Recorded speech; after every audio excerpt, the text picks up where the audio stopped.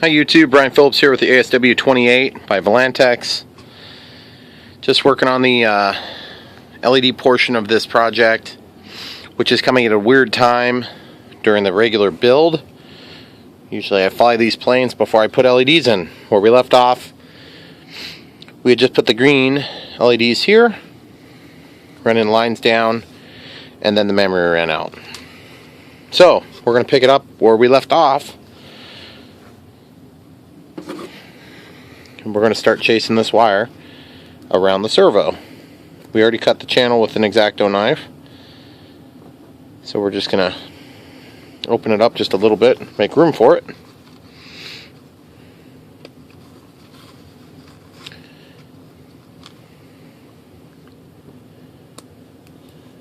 Usually I only do LEDs once I've vetted a plane to the extent that I know it's worth flying, and it's going to fly good enough to fly at twilight hours, which is typically a little bit more, how do I put it, higher consequence flying. Meaning, it's harder to see, more likely to have damage, or a dangerous condition in low light. Not necessarily going to be the case, but certainly the risks go up a little bit. Okay, so we're around that now. So now we can just chase it down here. Now, the next thing that we have to worry about is this resistor. We have to get this resistor in there. Now that we've got this chased where we're going to chase it, we can make a final determination on position. Okay. Now we don't want to get too crazy on the glue here, because this may have to come out if the servo goes bad. Now we're not expecting to have the LEDs go bad, but that can also happen. I usually don't make big plans around it. So we'll go ahead and, oh, and by the way, I was going to mention this. There is a spar that goes all the way through here. So when we weaken this piece of foam, it's not of great consequence for that reason. So I just wanted to point that out. I noticed that in the video when I was watching this to get everything posted. So, just in looking at the way this is stuck in there, it's just a little, probably like that mucilage glue. Pops in your hand, on your mouth, that glue. And so what I'm going to do is I'm going to just try to tuck these down in there.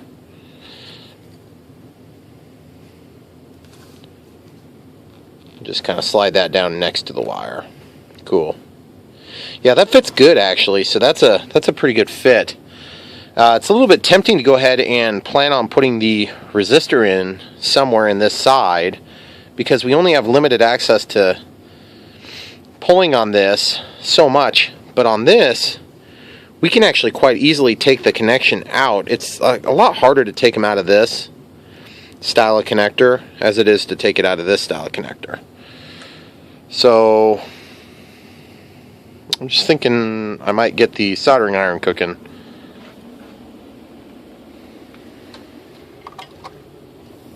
Just a 40-watt Weller iron.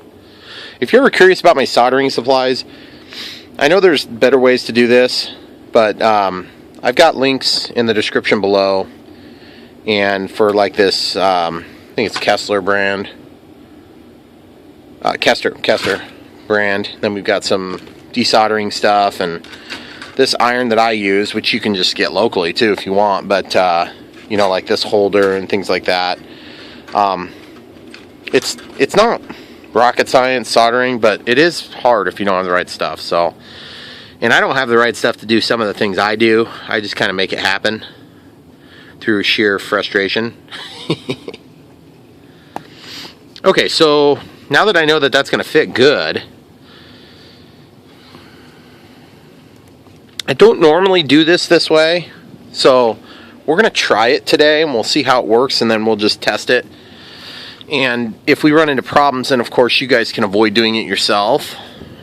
Okay, so what we're going to be doing is we're ultimately going to tap the negative and the positive BEC voltage, which comes from the receiver via the BEC on the electronic speed control. And in our case, it's an SBAC, switching battery elimination circuit. And so what we're going to do is we just need that resistor to be on this wire without the white line.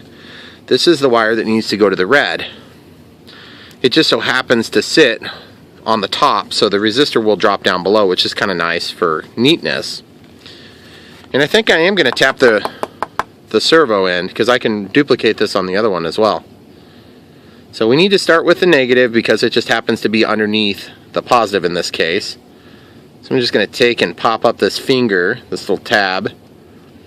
I think I got the wrong screwdriver. There's one that's smaller over here. No, that is the smallest one. Very interesting. Now I just need my knife. Sometimes these things are easier than other times. And what we're going to do is we're going to break this open so we can pull out the pin. And it's quite easy. So lift that up with the blade. And then you just kind of tug on the wire. It can be a little bit tricky to do it, but it's not hard. Okay, so now that that's exposed, we have ready access to a point where we can tap for power. Now the other option, of course, would be to separate the leads and then go ahead and strip the wire and tap it that way. And really, to be honest with you, either way is fine. Doesn't make a big difference. But if you want to do it this way, that's how that's going to work out. I think I want to try it this way this time. You can see how small this resistor is. It's very dinky.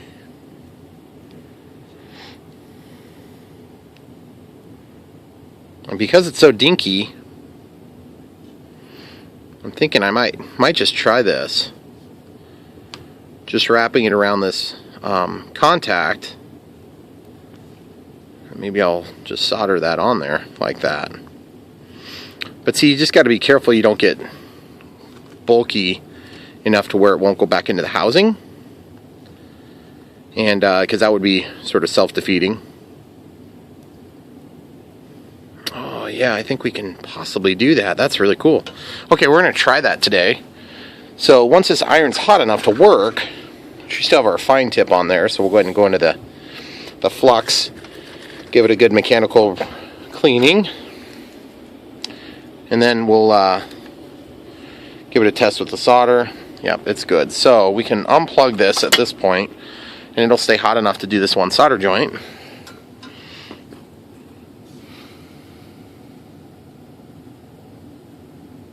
Okay, just one little bit of solder is all you need.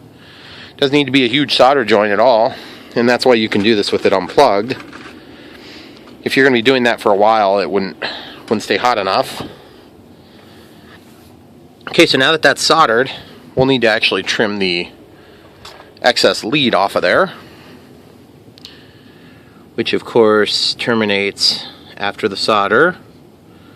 So I'll clip it here, give us just a little bit extra to work with if we'd have a problem.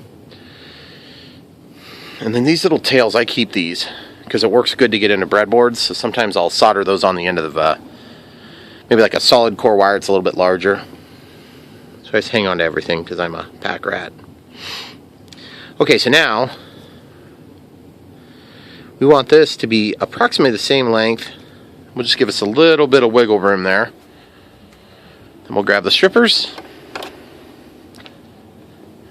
Now at this point, if you're going to do a heat shrink over that, you could actually slide it on after the fact over all of it.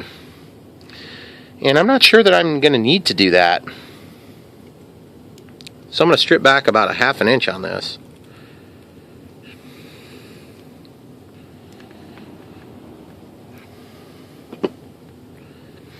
We'll just twist that up. It's a very small wire. Alright, so that's good. Let's just see where that lands. Perfect. Okay, so now we'll just kind of make a loop just like this, and then we'll feed the wire through it because the wire's a little bit harder to control. Okay, so now that's through the wire, through the hole, I can just grab this with a pair of pliers. It's actually quite easy. And I'm going to pull it, and it'll make it pull tight. Okay? So we have plenty of contact area to get our solder joint done. So I'll just wrap that wire around just like that. And I mean, it's going to be a strong enough mechanical connection you wouldn't even have to solder, but of course I'm going to solder it. So now at this point, I can slide that up where I want it to actually end up. And grab my tool from the ground. Now we'll just go grab the soldering iron, bring it back over and do the same thing we did before.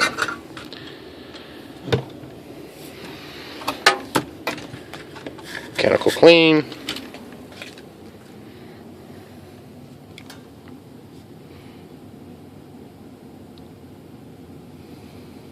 Cool. Okay, so that's soldered. Don't forget to plug your iron back in.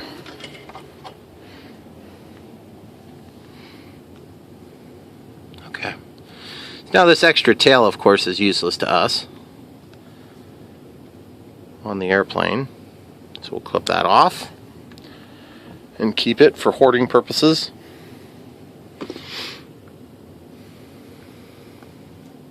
Alright, now that wire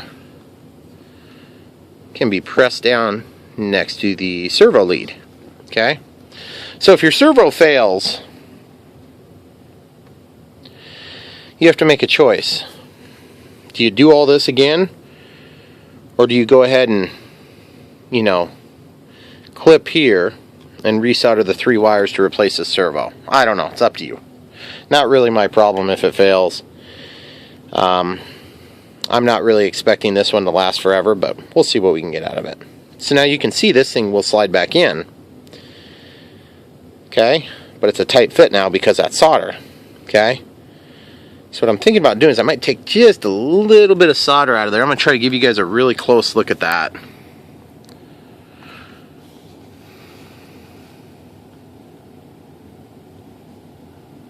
See how it's hitting, guys? So it doesn't want to go all the way in. So I just got to desolder a little teeny bit of that solder. Okay, I'm going to leave this out of focus for a second, guys. Sorry about that. In advance, I know that's annoying. That's just what happens sometimes because I don't want to have to try to get this thing to refocus again when I get close. Okay, so I got my desoldering wick here.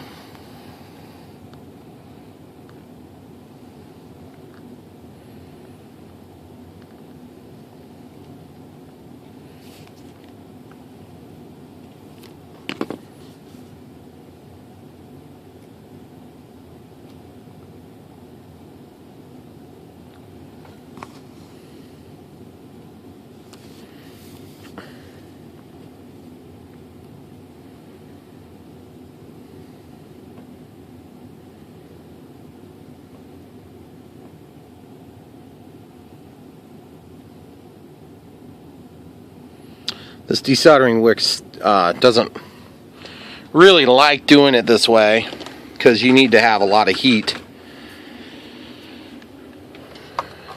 Being that it's unplugged, it's not staying hot as it would be normally. Okay? Now we'll try it again. Oh, we're just almost there, guys. Okay, so what we'll do for that last little teeny tiny bit, we'll grab a pair of pliers and lead is soft. So you can just grab it with a, I want a flat pair. That's got the little teeth on it. So grab these are flat. And so what we can do is we can come in here and just kind of squish that down just a touch. Okay, so now it's squished down just a touch. I'm hoping that'll slip in now. We're so close to getting it. It's just right on the edge of fitting. So I'm going to go at an angle here so I can squeeze it really a little bit harder. Yep. I bet that'll do the trick now. Oh, we're just so close. Okay. Backup plan. Time to just ream it out a little bit. Only a little teeny bit of material out of there. The strength comes from the clip anyway, so.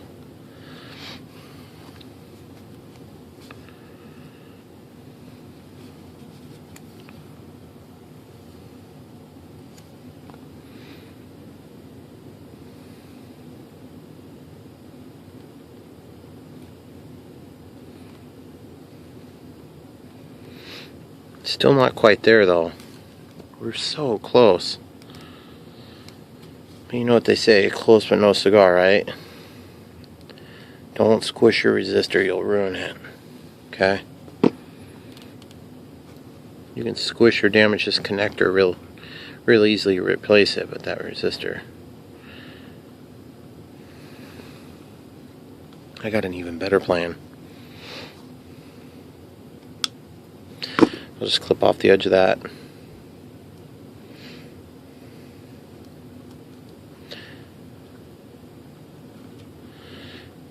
Now it's in. And I will learn my lesson for the other side.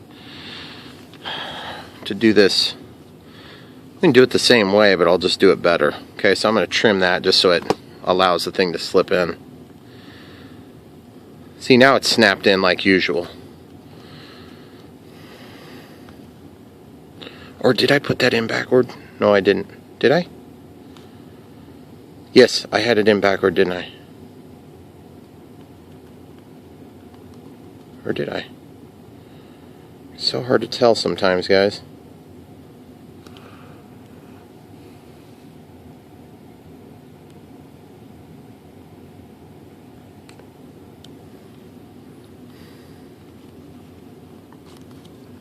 I'm right on the cusp of making it fit. I don't know if making the hole bigger constitutes making it fit, but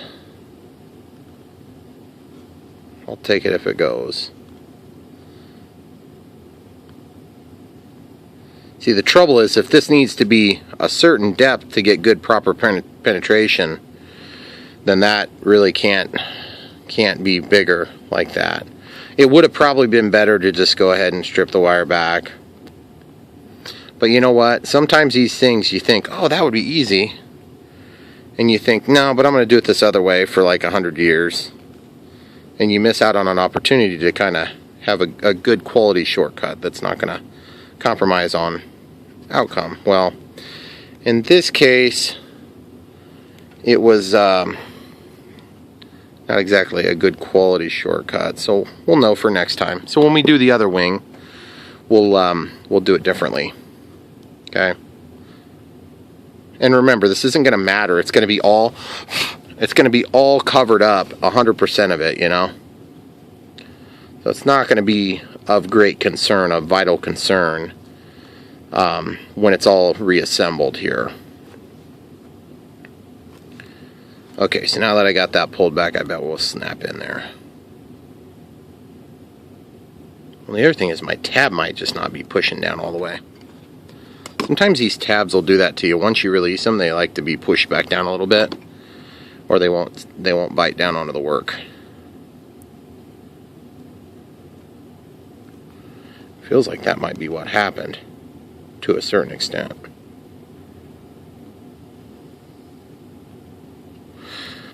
Oh, see, it's not wanting to pull out now, but we're not deep enough. We don't have enough penetration yet. I'm trying to make it so you guys can see here. Okay, so you see what's happening? It's catching, but it needs to be up in here like that. So it's got like a half catch on it. So I got to get the full catch on it so that I can get a proper solid connection here. Even if that means this back portion gets a little bit damaged, I don't care about the back portion. I care about the front portion. That's where it holds the clip. But again, I probably wouldn't recommend doing this now that you've learned from my stupidity and bad luck. Come on. Oh, we are just right there. And there's nobody saying I can't redo this either. But I'm not going to redo it.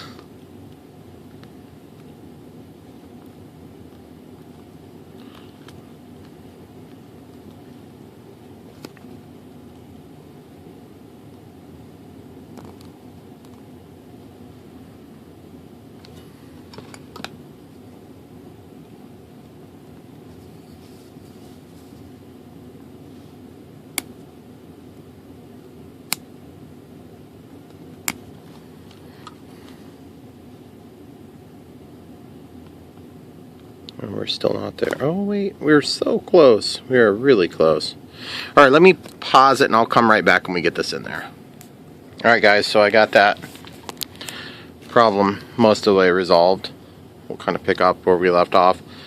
I used one of these, ended up having to cut the end off because in my struggle to get everything right, I ended up breaking the lead of the resistor off, which is quite easy to do when they're this small. And then I ended up with this assembly where basically the blue negative line goes off to the LED, series of LEDs, I guess in this case, and then the other side just continues out as it would have before. But you'll notice there's a gap here that I had to fill in. So the other thing you'll notice is that it reaches to about where it needs to be. So what I'll do is I'll go ahead and put a little bit of heat shrink over this, which I wouldn't have done before, except that I screwed it up. Now this is my size comparison. This is just one of the connectors. I need to make sure I can fit over the top of a finished end. So we should be okay doing that. I'm not crazy about using yellow though, because the yellow would probably look like a positive wire. And I just happen to use blue, so I'll go ahead and use blue. So anyway, these things happen when you're doing these projects. You gotta be willing to give it a shot once in a while and try something different. And if you're not willing to try that, then you'll never find out it's not going to work. Unless you watch my videos.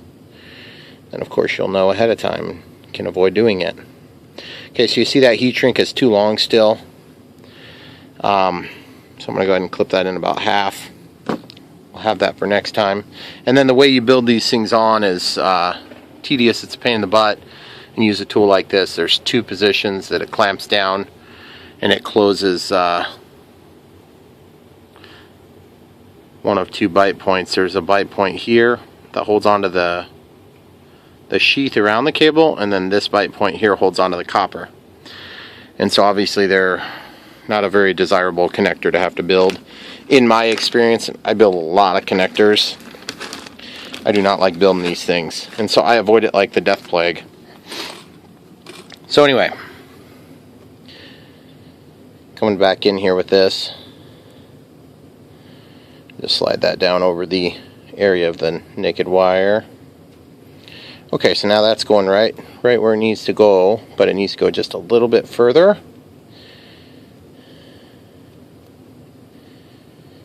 And then we'll slip that down. If it'll go over that other side, that'd be nice, but I don't really expect it to. That'd be cool if it did. I'll take it if it does. Oh, look, it does. Nice.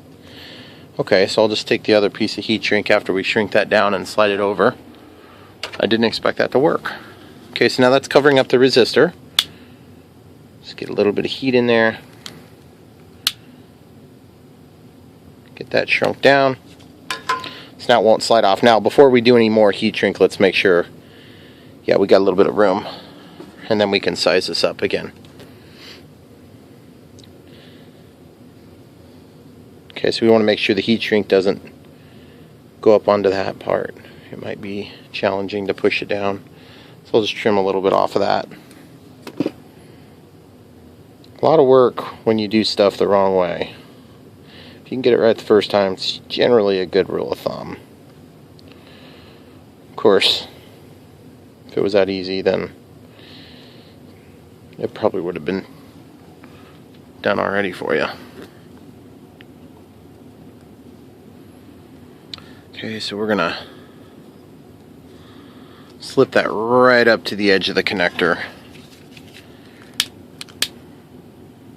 Get that heated up. Okay, so that's that. And I've got a new connector. It's really easy to put these together. You'll slip it in the same position it had been. And then blammo whammo, except I'm just noticing this must have been Esteban's because it's all screwed up. So I remember we were using that from a drone project and he was responsible to pull a wire out, so he really screwed that one up. So what you could do if you don't have a bag of them is you can just grab yourself a bind plug. And a bind plug works good for this. You can take that bind plug apart and it's very easy. But in my case I actually have a bag of these connectors and my bag servo leads. And so I'll just go ahead and grab it out of this kit. I make these kits into bags, and then of course the bags are all stored so I know where things are.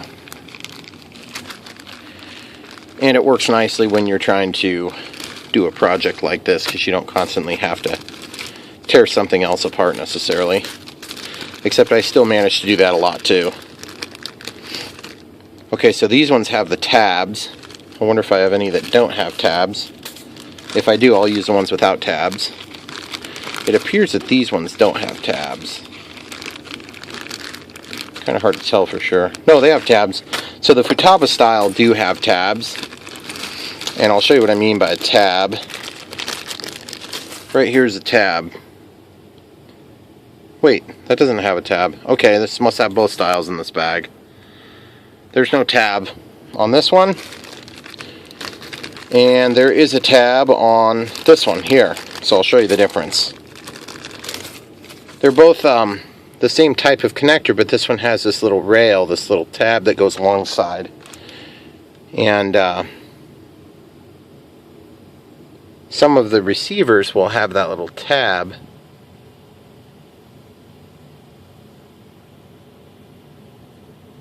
And then some of them don't. Helps for alignment and a little bit more secure connection, but personally speaking, I'd chop it off anyway. So we can go ahead and reassemble this. Just do it in the same order they came out of the other one. Of course, you have to have the connector the right direction too.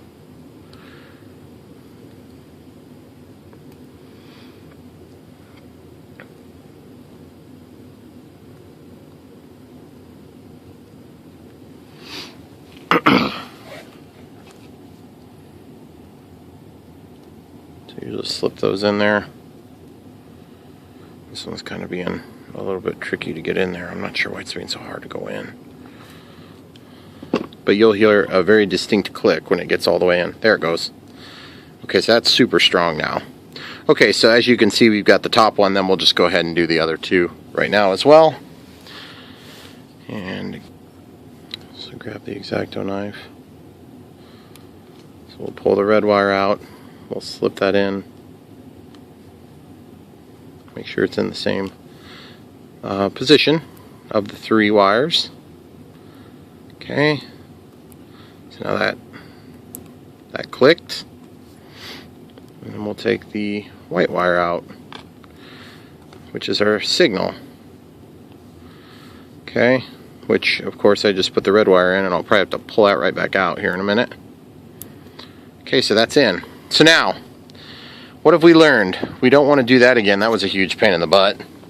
However, this would be fine for a test fixture or something like that. So now we need to take this other blue wire, this negative wire, we can tuck down into this crack finally. And then we need to tap that red wire on the other side, and then we'll be done with this light. We can go ahead and hook up the wires and test it quick, and then we'll just let you imagine what it'd be like if you saw that one. The tail, of course, we'll do in the next video, because we're running out of time with all these stupid problems I have created for myself. This time I'm just going to chase that between these two. Oh, I don't know, that's going to cause a problem somewhere else, so I'll just leave it out. Okay, so now this time, having learned my lesson thoroughly, I'm going to go ahead and, like I said, pop out the red wire.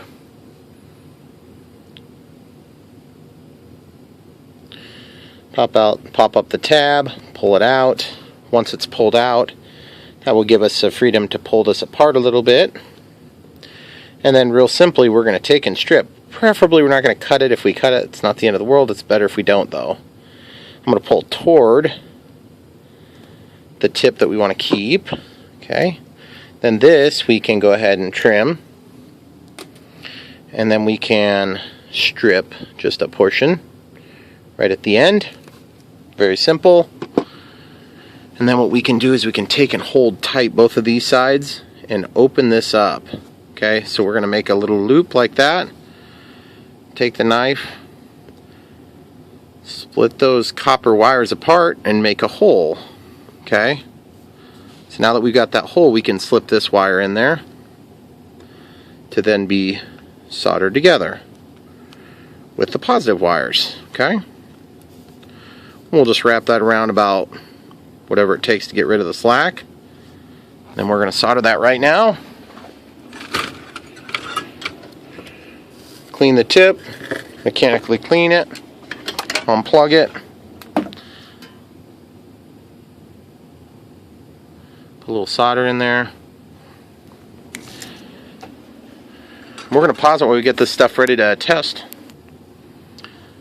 Okay, so now we just got to slip this back in until it snaps.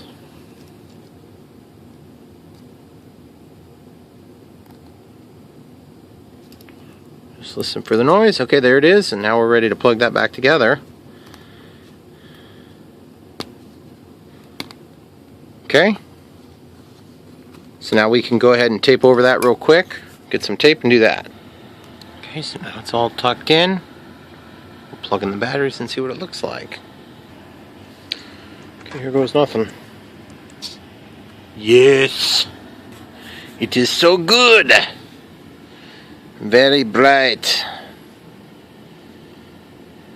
Very bright. So now the only thing is, because this is green, I'm just coming to the understanding. You see how crazy bright it is? Well, what happened was I put a 50 ohm resistor instead of a nearly 180 ohm resistor. And so we will see in mere moments if it's too hot, and if it's too hot I'll have to switch the resistor out, because I don't know why I thought we were working on the red side for some reason. But as you can see, it's very bright and it's very omnidirectional, which is good for what we're doing. And then of course, from the top side, even with that backlight, you can see it, guys. From the bottom side, even from the rear, I bet you'll see it. Nope, but you will as soon as it tips. So, and that's with no glue. So the next step, of course, will be to take this glue, and we're probably going to run out of memory, so if we do right now, I apologize. It's not getting so excessively hot, but it is very bright. Oh my goodness. Blindingly. Okay, so now we just take and we go ahead and make a nice big drip. And once the drip is satisfactory, we hang it and we work it back and forth like this until such a time as everything looks correct. We give it a spritz of kicker, possibly like this. And I usually just go back and forth and let it cure or set up or whatever it is that's happening, chemically react. And you do have to do that with gravity's help. And so make sure that you get it so that the light gets sent in all the pertinent directions, okay?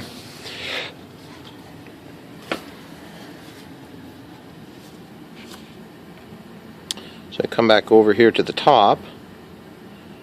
We'll just kind of make it a little bit bigger. We'll go a little bit more on the top and on the front. Now this is the medium thick CA here. And one thing I've noticed is when you do use kicker, it has a tendency to make the CA run a little bit. So you have to kind of anticipate that, you see.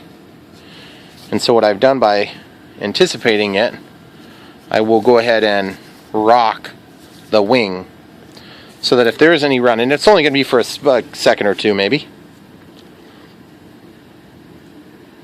And see, it's already set up. It's very bright, guys. Very bright. If you can tell, it's not dim in here. I have a few hundred watts of LED lighting in here, so it's very bright. And you can definitely see it. So that's cool. The only drawback with this goof up on that resistor is that it will be a significantly brighter green light than it will be red, which will make for an appearance of a red light that's maybe not working, and that's always annoying. Okay, so I've made a pretty big blob there. And the other thing too is when you make an LED run a little bit too hot, then it will have a tendency to want to fail early. Okay, so we got a pretty good blob of CA. Now there's two reasons why I do that CA blob. One is to distribute the light, and two is to protect the light, both from short circuit, and obviously this is a low point on the wing, so when you land, it's very likely that you'll drag the wingtip. Okay, so you'll notice how what I can do is I can unplug this power, and of course it'll immediately go off.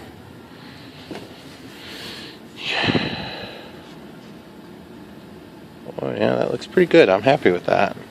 Let me go ahead and get this out here where we can see a little better.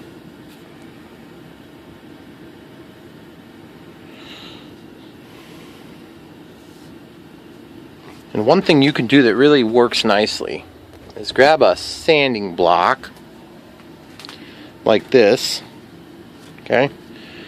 You can get in there and just buff just a little teeny tiny bit of texture on there. And you're probably thinking, well, it's not going to be as clear. Well, that's kind of the idea, is you don't want it to be as clear as this glue ends up getting, because then you don't have anywhere for the light to bounce off of. And these LEDs are quite directional, so just plan on it, okay, guys? I used to use hot glue for this step, and then I would coat the hot glue with CA, and I learned that that was almost a little bit too much diffusion for the lights. Okay? So as you can see, this is running again. And it's probably near impossible for you guys to tell in the video, but that little teeny bit of scraping on the surface makes it spread the light even better. And then you can do one last little coat of this medium thick CA, which will give you a little bit longer lasting finish, and it will also look a little bit better. You don't want to go crazy thick on that layer. And when this thing is in the air, you will be able to see the light, guaranteed. In fact, I guarantee it, but I don't want you to take my word for it. Let's shut off the lights. Of course, it's daytime, so there's a little bit of light coming in there. And I've got these two lights on, so we'll shut those off. And you can see it's glowing green all over. Okay, you see? And look, you can, yeah, there's a point where the wing is wide enough that you don't see it. But let's be honest, there's always going to be some angles where you're going to miss. Okay? Right? And it's going to be awesome, guys. I can't wait to show you. See how much it shines on that pillow there? It's very bright. Alright, well, that's going to do it for this video. We're going to go ahead and come back, and we'll be looking at the tail light next on the ASW-28 project. Help support our partners. Look in the description below. There's links to buy your very own ASW-28. Unlike some of my video series, this plane is still available. You can buy it. You can buy it right now. It's awesome. So check the links below. And don't forget to like and subscribe, guys. Come back for more. Thanks for watching.